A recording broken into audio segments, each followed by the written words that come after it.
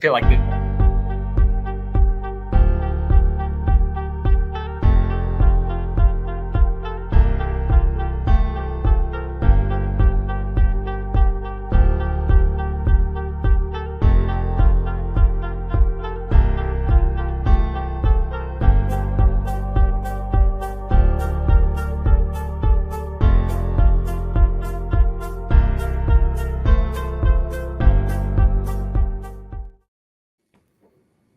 All right, we're live. Look at this. We're on it. Look at it. We're so fancy with our intro videos. Well, welcome to the Data Center News Show. I'm Amy Palvido. I'm your host, along with my co-host Howie Berry, who Howie doesn't like to put his last name. He's like Madonna. He's just Howie. Everybody knows that he's Howie. So we have some fun guests on our show today. I'll let them introduce themselves. I guess Howie, you can start since you're just Howie. Well, thank you, Amy. And the introduction video this week was amazing. It was just like Beat Saber on the Oculus headset. I'm waiting for a whole competition, and we're going to challenge each other here. Yes. Yeah, this is great. Howard Berry, Avis and Young, run the National Data Center Platform for AY, and we are focused on all things data center real estate. So pass it on to my cohort in crime, Stephen. How's it going? Stephen Schlinker with Avis and Young, based out of the Dallas office. Started my career in commercial real estate out of college and then switched to data centers right as the madness of 2020 kicked off, and then joined, was senior analyst over at Data Center Hawk. And now I'm with Howard Berry doing a lot of powered land sites and data center sales and acquisitions all over the country. And so so far today, we've been talking to people northeast, as far northeast. We were talking to somebody in Boston. Greenland? You're talking to somebody in Greenland, right? Greenland? Not that far yet, but Florida, Texas, so just all over. We're doing. There's got to be some that we're going to stick in Greenland. I mean, that's why he's buying it, right? Is because we're going to stick it up at the Arctic Circle, like. There already are. They're starting there. Right? I mean, there's stuff in Iceland. There's a lot of there's a ton in northern Sweden, and they don't have to turn on the AC because it's so freaking cold. Well, see, this is how we roll, Curtis. Welcome to the show. They can cool the facilities with irrigated ocean water. There you go. Yeah. Does in Iceland. Yeah, let's do that. All right, Curtis, your turn. Vern Global that does that. Hi, everybody. I'm Curtis Friesen. I am the head of North America for the International Data Center Authority. My data center career has gone down a few different paths, but over the last 15 years, I've been with a research firm and media company and manufacturer of modular power and cooling solutions. And but pretty much what everybody knows about me is that really all I do is play golf and buy drinks for people. Hey, what are you doing tomorrow? That job. I have no other skills but showing up to things. That's my only skill. So here I am. That qualifies you. It doesn't qualify. Yeah. Too funny. All right. Well, what everybody wants to talk about, what everybody can't stop talking about is, Deepseek.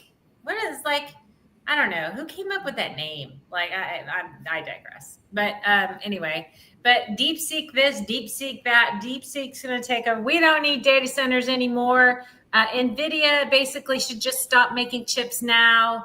What else have they been talking about? I mean, interesting. That latest story today was Mark Zuckerberg pulled every engineer into a 2-day powwow retreat trying to figure out how the hell Deepseek did what they did. I don't know. All right. What do y'all think? I know, Stephen, you wrote an article, right? You wrote an article out about it? Yeah, the plan was to have the article already out, but it'll come out later today. But yes, we'll start off with just a text to lots of our breaking news on my show. Stephen wrote an article. It's coming out later today. Keep going. Yes. So it started off as just text to clients of ours and friends because I got a lot of texts about Deepseek, as I'm guessing you guys did as well. And so just did a lot of listening to podcasts, listening to some news, reading news. And so I think that because of the market movement with NVIDIA, that there's a slight overreaction as far as what it means for the industry. I think that competition is good. I don't think that data centers are going anywhere or that artificial intelligence is in a bad spot. I think that we're just seeing the first signs of kind of some healthy competition that we hadn't seen as much before. And I think that it was just a couple months ago that Google's executive, it might have been the CEO or COO, said that we were 2 years ahead of China on everything AI. And, a few months later, now they're caught up. And so I think that so a couple things that are important to understand with this DeepSeek is that it's an open source model. So they groups like Microsoft, Meta, Google, AWS, Oracle, X can all take what has been done and learn from it and improve upon it. And they didn't reinvent the wheel. They took what ChatGPT-4 has already built and they built on top of it and made it faster with less computing power than we thought would be necessary in order to do that. And so it's innovation in the space. And so we haven't seen a major push for this to halt any plans as far as building or growing. I think that we're still learning what this, I think that we're at round 2 of 15 of a boxing match. And so I don't think that we've hit the end all be all. We still haven't figured out how to make AI profitable. And the use cases are really going to bear out what matters and who wins in the space. Yeah. I think that an example that we may have used last time, but I like to use in general, is when the internet was getting started, there was plans to buy groceries online. And it's not that, and that company that originally came up with that idea and built it all in the early 2000s, late 90s, went under. But it's not because people don't buy groceries online. It's about a third of Whole Foods business is ordering online based on their earnings calls. And so I think that we need the use cases to be mature enough and the end users to be mature enough to use the AI modules that are in place before we figure out who the winner is. And so it is interesting to see China catch up so quickly and the market react to say, oh, we thought that NVIDIA's latest servers were the only way to do this and that they kind of had a monopoly on the space. But what we're seeing is that they don't have that same monopoly because based on my understanding, they used NVIDIA, but they used old servers. Because they couldn't get the new chips because they were barred from getting them. So they had to build on what they had, right? So that's the innovation. Honestly, I think DeepSeek, what it did, it saved Intel. Honestly, is what I think. Because Intel had not moved over to any sort of AI chip or hadn't done anything like that. I think it saves Intel is what I think.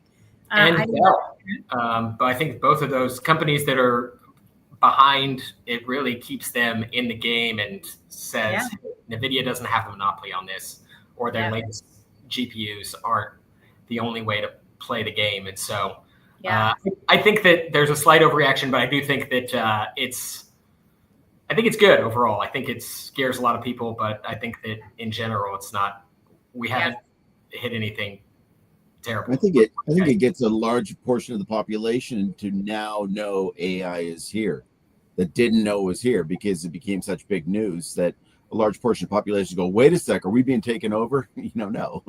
No, we're getting tools that make everything you do easier. Yeah, for sure. What were you hearing, Curtis? I had lunch yesterday with the CMO of a pretty large crypto mining company that I will not mention. but that I also that actually am a shareholder of. Okay. And this company is looking to transition a lot of their compute over to AI and HPC applications, and then reserve, about half of their compute to crypto mining. But he was pretty skeptical if they were telling the whole story about actually behind the process itself. But I'll tell you what, I would challenge Deepseek to approach the IDCA and have us do a certification on this platform. Right? Yeah, we've got something exactly for this called it SDS certification, System Design Service, and we'll vet it and we'll tell the world. If it's really real. Curtis, what have you certified? What's that? What have you certified, Curtis? Like what other applications similar to Deepseek? We've done certifications like this on a DSIM product, microprocessors. We actually just rolled this out last year. It's quite new. Yeah. And has been really, really well received by the industry. And it was based on actually a lot of various vendor conversations that I'd had, where they were asking about, like, is there a type of certification where we could like maybe take a piece of hardware and certify it for mission critical applications? Mm-hmm. And the answer was no, that doesn't exist. I mean, you got things like, ASHRAE and LEED and et cetera. And so we made it up and released it, and there's already a handful of companies that have achieved it. There's a bunch that are going through the process right now, and there's a whole queue of companies that are waiting to go through the process. And I think within the next 18 to 24 months, this will be an industry standard. That's cool. Yeah, I like that. Yeah, that's really cool. What do you certify? Give me a call. Are you certifying reliability? What are you certifying? There's a handful of different things that go into it, but it's efficiency, risk, operational quality. We come up with a gap analysis.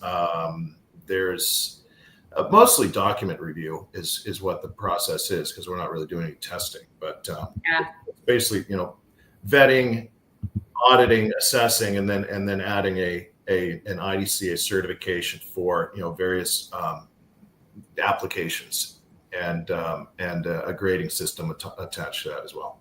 Yeah. So my buddy Yevis is watching. Hey, Yevis. He wants to know, so if Deepseek agreed and you certified it and it was really real, then what? Then what happens next, right?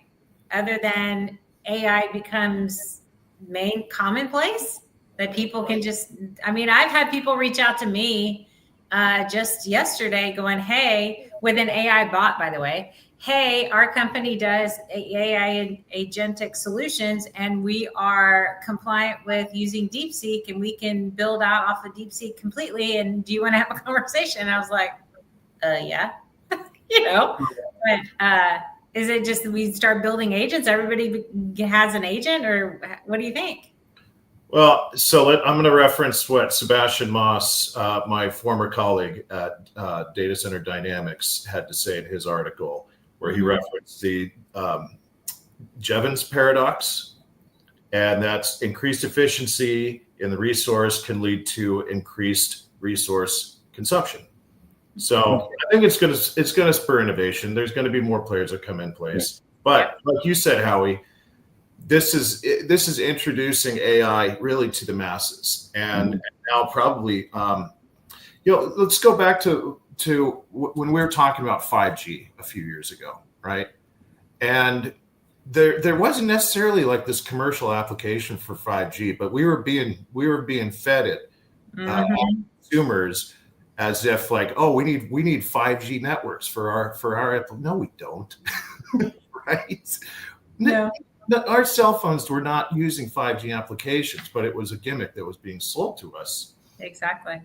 Just so they could sell DAS networks, because 5G doesn't work inside buildings.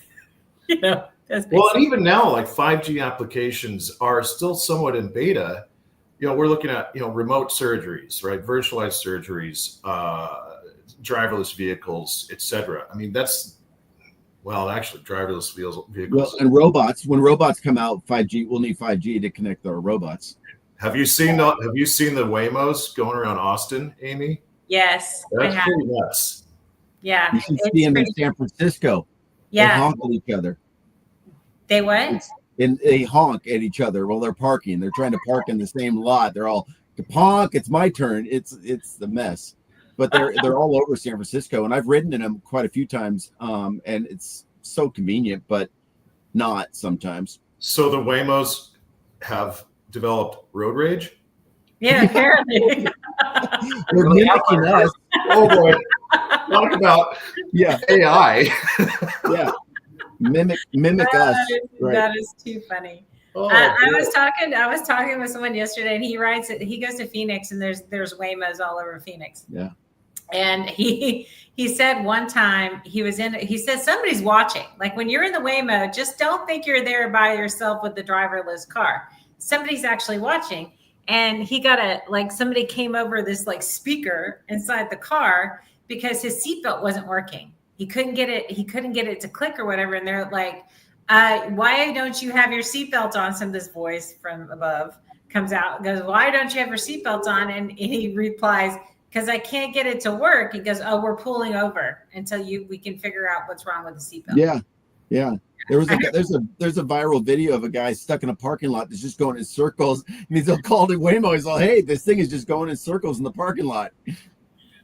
That's what my mother used to do to me when I was a kid. Yeah. You don't put your seatbelt on. We're pulling over. We're not moving until you put your seatbelt on, Curtis. Yeah. Turn this car around. Turn this car around. I'm driving this car into a wall if you don't shut up. That was funny. Yeah. Crazy town. All right, let's talk about the next story, which is, I don't know what's happened with Microsoft. Like all the news is about how they're not doing so well. Microsoft Azure, like their earnings is not as great as it was, and they're complaining that's capacity issues. I guess that's why they want to spend $80 billion to invest in AI. But do they right the ship quickly? Do they need Howie? You need to sell them some more data centers, man. You and Steven apparently need to sell them more. They're buying land. They're expanding. Yeah, it's not slowing down. And and that is also a case of spending money, right? If you're spending, your earnings probably don't look good because you're spending a ton of money to develop data centers. And at 10 million a megawatt, it's not cheap to build a data center. No, it's not. And you still have the lag time and when you can get the power and all these other great things, right? And so it's a data center race. Is that what you're feeling? They took up, Microsoft took up a lot of ghost space in data centers to fill regions. So they've got really good coverage. Yeah, they have lots of land to grow on. They have, they're one of the more aggressive hyperscale users on getting leases signed. I think that they probably have and I can double check, but I'm pretty sure they have the most leased out of all the other hyperscale end users, including Google, AWS, Meta, Oracle. They have the most kind of third-party leased data centers that they pay other people to build and operate for them. Mm-hmm. And so, but they also have lots of land to expand. I think that the issue is it's hard to anticipate exactly what growth is supposed to look like for these groups and what growth in, because Azure's the cloud product does very well. I believe in the US it's second, at least at the end of the year it was second, with AWS leading as far as market share. And they are both competing very well in the EU, in APAC outside of China, in Latin America. And so they are growing, but I still, I think that it's a matter of this, they expect this cloud technology to be utilized everywhere by everybody. And so it's a matter of what are you how are you staying ahead of the competition? Is Oracle catching you and X with some of what they're doing? Or Yeah. are you keeping your market share and advancing in the space? And so I think I don't think they're in a bad spot. I think that luckily my job isn't to bet on which one is winning, because I think there's I think they're all really good at different things. And they're all really good at a lot of things, but I think that sometimes the wind blows one way or it goes the other, but I don't think that the pricing on either of them is that different between them and AWS. No, it's just what you build on, right? So I'm a tech founder. And so it depends on you're going to build on Azure, you're going to build on AWS, you're going to build on Google, you're going to build on this platform, that platform, that platform. It's kind of like building an app. Is it Android or Apple? That's how you're deciding on what to build on. So Microsoft has this thing where if you get in bed with Microsoft, you're like it's very difficult for you to then go get in bed with AWS or get in bed with somebody else. I mean, that's the way they've always been. They've been like this behemoth ever since people were building SaaS products way back in the day. If you build on a Microsoft platform, you can talk with it's great because you can talk with other Microsoft people, but you don't talk with outside of Microsoft very well. And so you have to do all these integrations and all this other different stuff. So I think it's that if they would become more open and outside of the Microsoft-y stuff, I think that they would do better. But but they just follow the same, Do you think they do that on purpose, Amy? Do you think that's by design? Yeah, it's by design. Yeah, for sure. And so, and it's, AWS is as expensive as hell. Microsoft isn't much cheaper. But if you're going to build, but what's really cool now that what we're seeing, especially on the AI agent side, is that they're building it in Python. They're building in Python. It doesn't matter where you host the crap. I mean, you can just build it and host it on Hostwinds or something. You can just build it and have it on your own server. And so it's different. It's interesting to see what's happening now with AI and how AI is coding and where you want to host it and what kind of back office stuff you want to support all of your databases and all that things. That's why I'm interested to see what Oracle's going to do. Because Oracle's databases, they're probably the standard, right? And so if you have any sort of architecture like that and you're pairing it with an AI engine, it's going to be pretty cool. I mean, Larry Ellison was waiting for a long time. You didn't hear any big moves coming out of Oracle for a while. And I don't know why he was waiting, but I guess I don't know. Maybe he knew that Trump was going to go. Maybe he knew about Stargate before anybody else knew about Stargate. I don't know. It's interesting though. It's interesting for sure. But so everybody has to place their bets when you're building a product on who do you want your back office kind of to be? What kind of platform do you want to build it on? And they're all different for sure.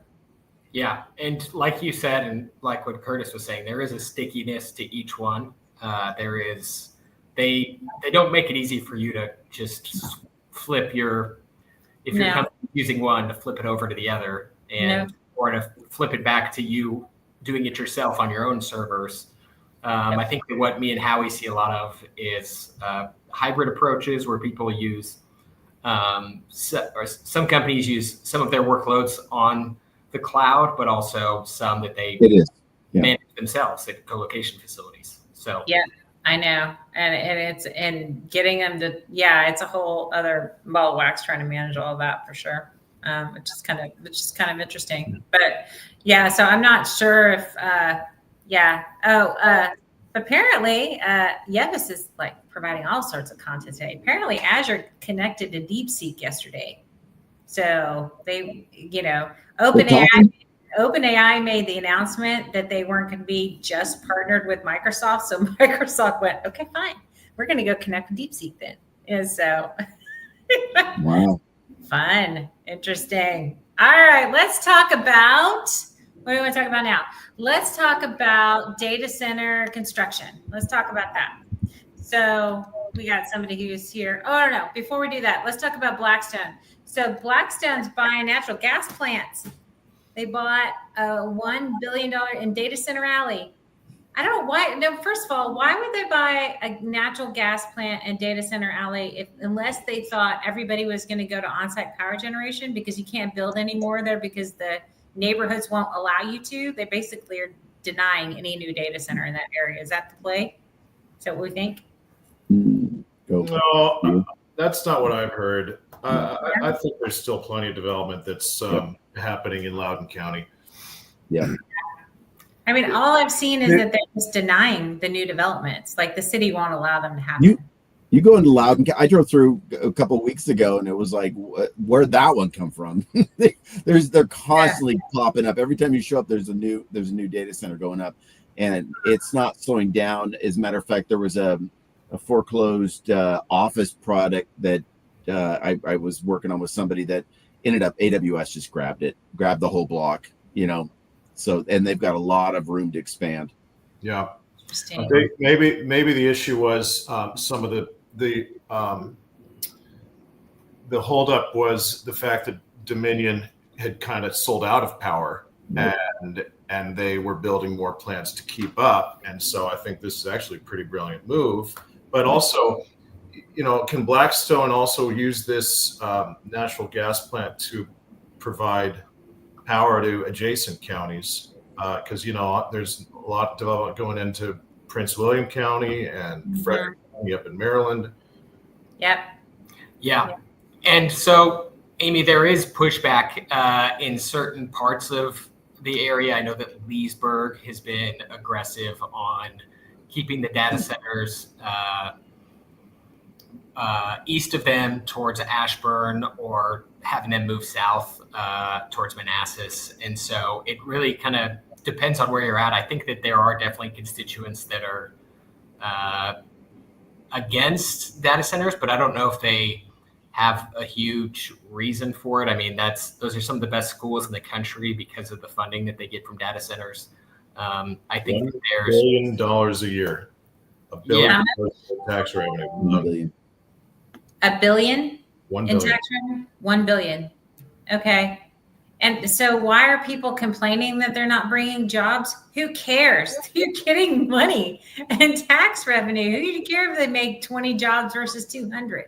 And ironically, they're complaining about it on LinkedIn and other social media that are powered by data centers. Well, I think it's expensive for them. If you want to build a new house, it's really expensive. If you're trying to buy houses, Okay. prices go up quite a bit. Yeah. So if you're an owner or you're leasing, then that's great for you. But if you're trying to buy a house, then you can. I think that there's a loud minority probably in that same sense. I mean, the biggest around a year ago was when Compass and QTS were finishing their proposal for their campus south of Ashburn. And so that was the one that had the most pushback, a lot of back and forth on if they could get it passed or not. It ended up getting passed, and I'm sure that there were people that were not happy about it. But I think that it's just industries are going to grow. I think that we do see lots of activity. You mentioned the natural gas side of things. Yeah. 10 years ago was when a lot of these cloud service providers and other major tech companies made these green pledges of, hey, we're gonna be carbon neutral or carbon positive. And so what they kind of try to do is they try to greenwash some of this. So if they use natural gas power or coal power, they go buy a solar plant that's also contributing to the grid, and then they're kind of like, it's a net neutral is the way that they view it. But I don't think that they were expecting, when they made those pledges, to scale with artificial intelligence to the amount that we're currently scaling. And so I think that there is less of a priority. I mean, there's still a priority to use green energy, to use renewables, but I think that it's kind of taken a backseat to scalability. They don't want to limit their scalability and competition in the marketplace by saying, hey, we can only use thermal, solar, wind, hydro. Yeah. So I think that we are seeing the conversation shift around that a little bit, and there be a little bit of flexibility where there may have not been in the past. And I think that they're communicating that with the co-location groups that they're leasing from, including Blackstone's QTS and other sites. We're seeing lots of, as Howie's mentioned in the past, the direction towards on-site generation for natural gas. Yeah, Right. we've seen companies that can just trailer trucks parked on your property, natural gas for the same price if you were tied into the natural gas grid, and so you could literally run your turbines off of trucked in natural gas for the same price as being tied in. And I was stunned to find out that it would cost you the same amount. Then they'll just keep alternating trucks on a regular basis to keep your turbines running. That's right. So they have temporary permits for those. And so what they'll do is, you'll have 7 trucks on site, and then they'll have an 8th, and then they'll service it the 8th, and then they'll switch it in for one of the others, and then just switch it for each of the others. So all they do is they move it. And as long as it's not there for 365 days, it can be there 364 days, and it doesn't need the same permitting that would be required if it was a permanent on-site natural gas generation turbine. So Creative. Some entrepreneur is going to figure that crap out. Come on, y'all. That's pretty cool. It's a Texas, a lot of groups are using. It's Texas. You can't do that in California. Oh, we can't. Oh, I'm no. sorry. There's too many rules. They outlawed the trucks to get them there, so they can't. If they're not battery powered, they can't drive a truck. By the way, we should name the show Outnumbered, because you got 3 Texans on the call and you got 1 Californian. Let's rename it. And they won't let me in Texas. News Outnumbered. I know. Yeah, that's pretty interesting. So, if one of the questions is if they do this natural gas kind of thing, or if there's more on-site power generation, is it going to divert natural gas for any other uses that might need it? I mean, is there a limited supply of natural gas? I mean, in Texas, no, we got plenty, but in other states, is that an issue? There is a limited supply, and there are places in Texas where they are tapped, but really a lot of natural gas from crude oil production was not being utilized, and so really it's a little bit of an untapped energy in a lot of ways, because a lot of sites, they just burn off. We got some Texans on site. Yeah, if you're driving through Midland, Odessa, there's a lot of natural gas that's being burned off because Caruso's using flare gas for their generation. Exactly. Yeah. Abilene, in Abilene, Texas. Abilene, Texas. Abilene Christian University is on the forefront of a lot of innovation. In fact, I think that's segueing into SMRs, and Abilene Christian University is maybe advancing the timeline of what those nuclear microgrids might look like. I think Relish campus at Texas A&M is doing the same thing. Yeah, interesting. Right. So did they see something before everybody else saw something? Hopefully they did, because they've got researchers and I think it was either A&M or Texas Tech. There were a couple of young guys that graduated a few years ago. I want to say like 4 or 5 years ago, that developed this technology that they applied for crypto mining, and they would drop some mining modules out in the middle of Texas and use flared natural gas and convert it to power. And then they were like, well, this is pretty, maybe there's some other applications for this. And, that's a great example of how, the crypto mining industry has actually been on the forefront of a lot of innovation, because it's kind of the Wild West there. With the lack of regulation in that industry allows them to try some new things that maybe somebody else wouldn't have thought of before. Interesting. Absolutely. Yeah, that's pretty cool. So talk about generators. Caterpillar, I did not know it was Caterpillar, but apparently Caterpillar makes generators. things, and they're having a grand old time. It is party time over at Caterpillar with all the generators that they're selling because of the data center boom. And I was like, when I first read this article, I'm like, Caterpillar. And I was like, oh, it's because they're selling bulldozers because they're, there's so much data center development. But it's like, no, it's the generators. Okay, y'all, data center 101 over here. And they're black and they're yellow and they're the size of a semi truck. Really? Oh, yeah. Oh, And they're expensive. Yes. They're expensive. And thankfully, they maybe figured out their supply chain issues that all these genset companies had 3 or 4 years ago. None of the sales guys could sell anything, and they weren't making any money because they didn't have any to sell. Really? Wow. They better produce them in the U.S. or tariffs are going to get them. That's crazy. The tariffs about what, Howie? Oh, just building offshore with the generators. Got to build them. Got to build them back here. Oh, they're building them. Oh, they're building them overseas. Oh, I think some are built in Mexico, if I remember correctly. I might be wrong about that. Oh, well, yeah. So then, yeah. I mean, but it's not easy. I mean, it's not easy to build a manufacturing site like that. So I'm not sure. So it's just, well, do you think the data center industry could afford a 25% increase on generators? Probably, right? Well, I mean, the tariff is going to be 25%. Is it? Yes, they can afford it. They'll make it work. But I think that what we're seeing is that there is a move. There's a potential move away from generators, because if generators take 20% of your budget when you're building a data center or Right. infrastructure, there's a lot of moves to be redundant by software rather than hardware. And so if the grid is going down, to just transfer all the data to other data centers, and they already do that some, and they have a lot of that when you're looking at availability zones for cloud deployments in different markets. It's typically that each of the cloud service providers has several sites. They'll transfer the data between the sites if there's a risky scenario at any of them.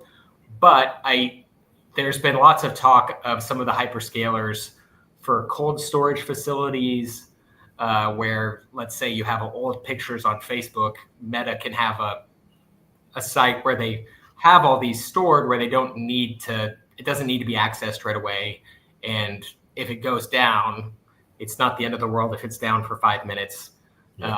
So they would try to have less redundancy on that side. And that won't happen across the industry, but there is more talk about generator-less sites. And we also see most of those are diesel generators. We're seeing nat gas.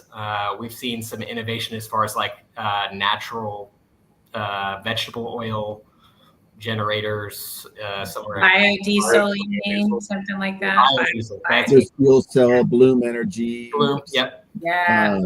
It's kind of a misconception within the industry, and it has to do with that law that was rewritten in Frederick County when Quantum Loophole lost the contract with Aligned, because Aligned's design, their redundant design, was based on diesel generators.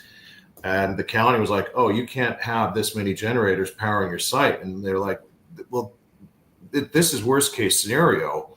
Like, they're only going to be in use if the power goes out, and they're really only designed to be ran for like a short amount of time.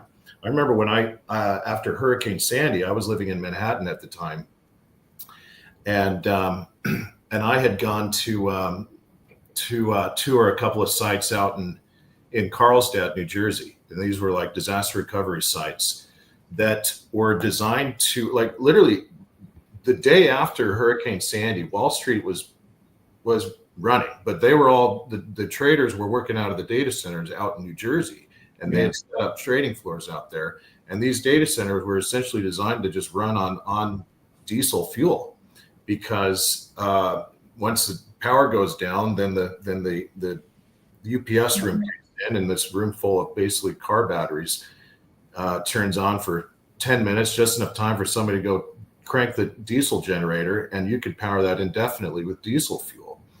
And the data centers were all second in line to hospitals for Right. fuel delivery, right?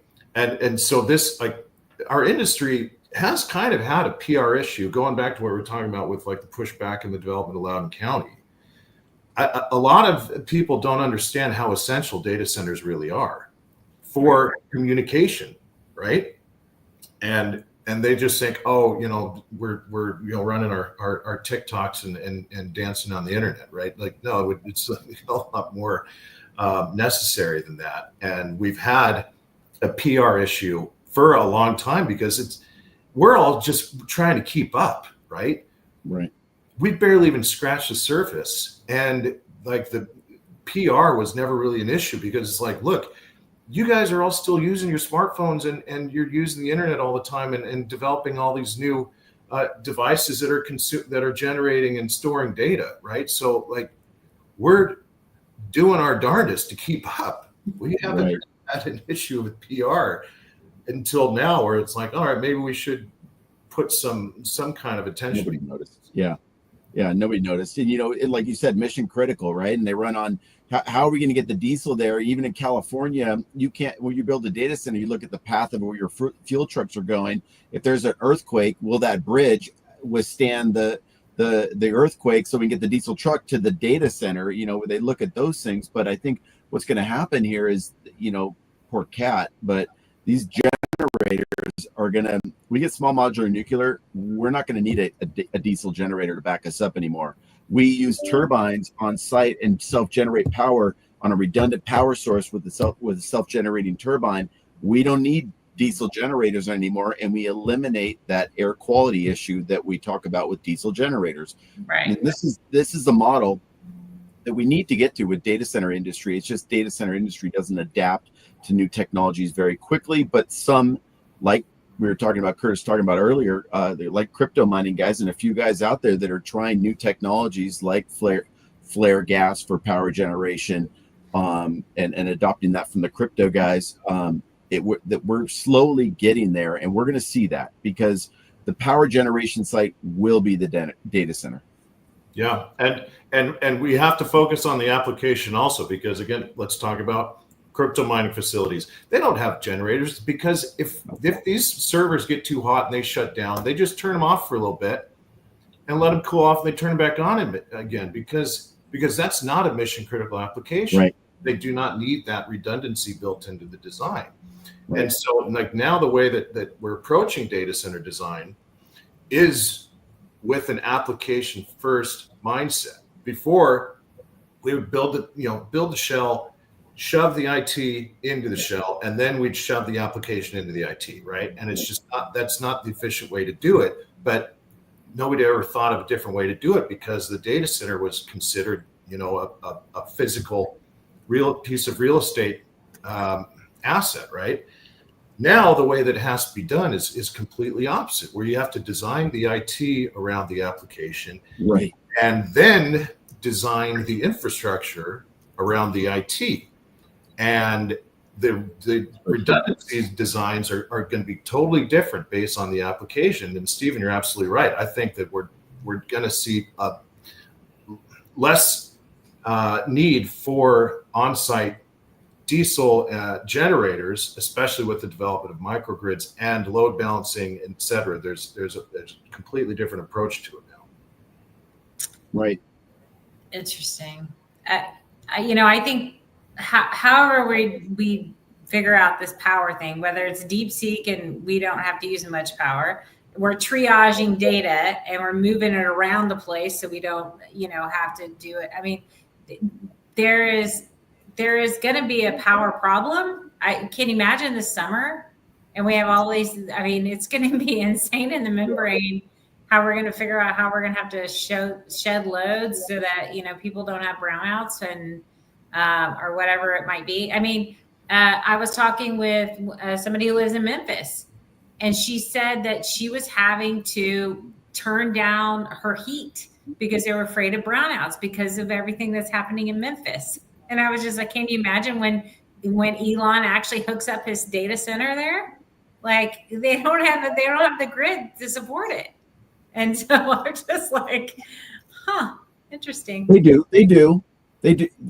he's right next to a power generation plant in his data center, and he's actually on the grid now. But there's going to be issues with when it gets hot, and we need to load shed, and then we got to run on generators. And there's a lot of contracts that go to when you're buying energy, you've got to load shed. I think Stephen was just on a call recently with ERCOT, and they talked about that. Yes, we were working with energy brokers on one of our sites, and they had talked about targeting, 10 to 20 hours of the most used time in, June, July, August.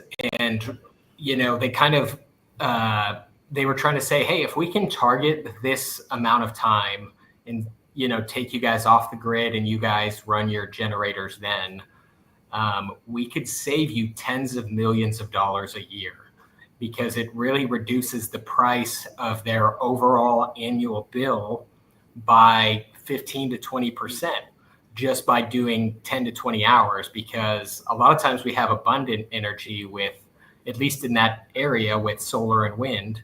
Mm-hmm.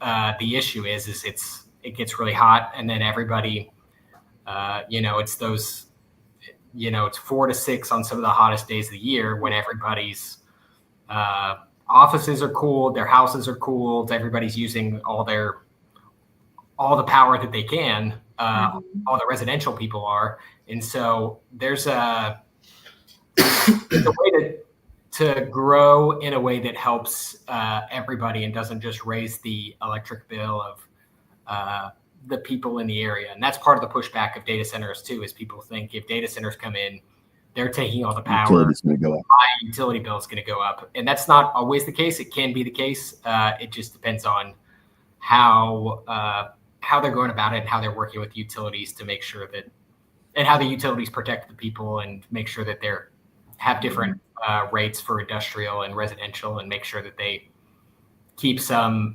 designated power for residential that's not competing the same way. Interesting. Okay. Well, let's talk about KKR and Meta and Microsoft and everybody else who's out there trying to invest billions of dollars into, I'm sure I left some people off, into data centers. And the trend of combining infrastructure and real estate together is like, so that was KKR's strategy, is they have this infrastructure team and they have this real estate team, and they're combining them together because they feel like it's going to be, it'll provide some sort of synergies that way. Do you think, I mean, most of, like, Microsoft has an infrastructure, well, I don't know if they do. I'm sure most of them have, right? On an electrical side, everybody's got their, from a connectivity and electrical, they've got understandings inside their team. So this is not nothing new, right? Just KKR is just catching up with everybody. Yeah, they're just joining the party. They're just joining the party, right? All doing it CBRE, Colliers, right? How it used to be. Yeah. I think NGKF. I mean, yeah, they've all got this division, and right. I think KKR is just finally, the last rest of the finish line, right? Yeah, they're just getting a nice press release. It's brilliant. It's a brilliant move. It's necessary. So, what kind of synergies does it provide them? Like, what is it? And so, if you're say, I'm assuming Digital Realty has theirs too, and everybody does, but what is it going to do from a deal perspective? I mean, maybe it helps them scale quicker. I mean, we see, I think that with specifically Prologis, a friend of ours, Chris Curtis, is the global head of data centers over there, and he was with Compass as a co-founder.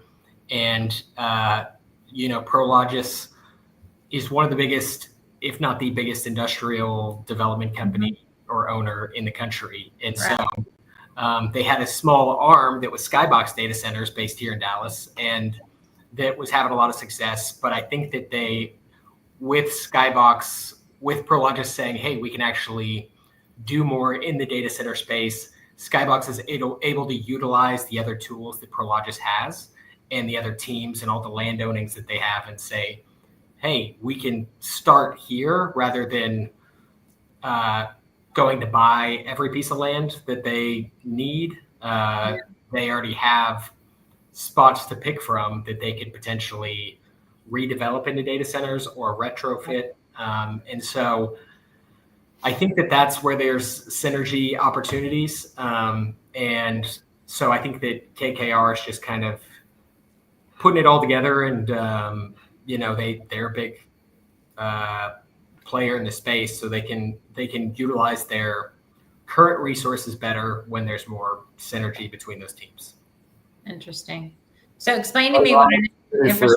For them to get involved with IDCA as well, because we could do the feasibility studies. In fact, we're doing a couple of feasibility studies right now on some sites that developers that know nothing about data centers are like, there's a lot of data centers around my piece of land. Maybe we should look into this. And we apply a feasibility study and then maybe even do a site certification, and the value of their property increases 10x, right? Well, we can partner with you. Yeah, because we do that all day long. Yeah, and we did the same thing. We need your stamp. An AY stamp hasn't done it yet, but we'll get there. We're getting our own AY stamp. Yeah, no, for sure. Let's do it, Howie. Yeah. I think that's the thing, right? So people have land and they don't know what they don't know, and then they go to sell it, and they're right next to I get three, four calls a day. A farmer. Hey, this guy's he's coming to my door. He's bringing me. He wants to buy my land for data center. What do I do? Well, hold on. Yeah, hold on. Let's look at this situation here. Yeah. Let's see a piece of land as data center. Speaking of Loudoun County, I heard the number I heard the other day is $5 million an acre. Is that right? Did you say million? Yeah. Potentially. $5 million an acre in Loudoun. I would say that I've at least seen $3 million an acre comps. I don't know if I've seen 5 million, but I'm sure that there are specific cases. I have seen a case where there was a $5 million I can see that an acre land comp. But I would say it's definitely north of 2.5 million. Way to go, Buddy Riser. They have the connectivity and power, and it's a perfect situation, right? You're getting that, right? I sold land in Santa Clara, Curtis, for $6.5 million an acre. Yeah. Yeah. So talk about Loudoun County. Okay. First of all, bravo, Buddy Riser, right? Right. This was all farmland 20 years ago. Yeah. Less than 20 years ago, in fact. And I know that it's less than 20 years because Buddy has about 1 year left in his current position before he gets his double pension, right? So he had this brilliant plan. 20 years ago, they couldn't even afford to pay the staff of the city, and then enter, executive director of economic development, and we're taking this one. In fact, Buddy Riser is also the chief development officer for the IDCA. Cool.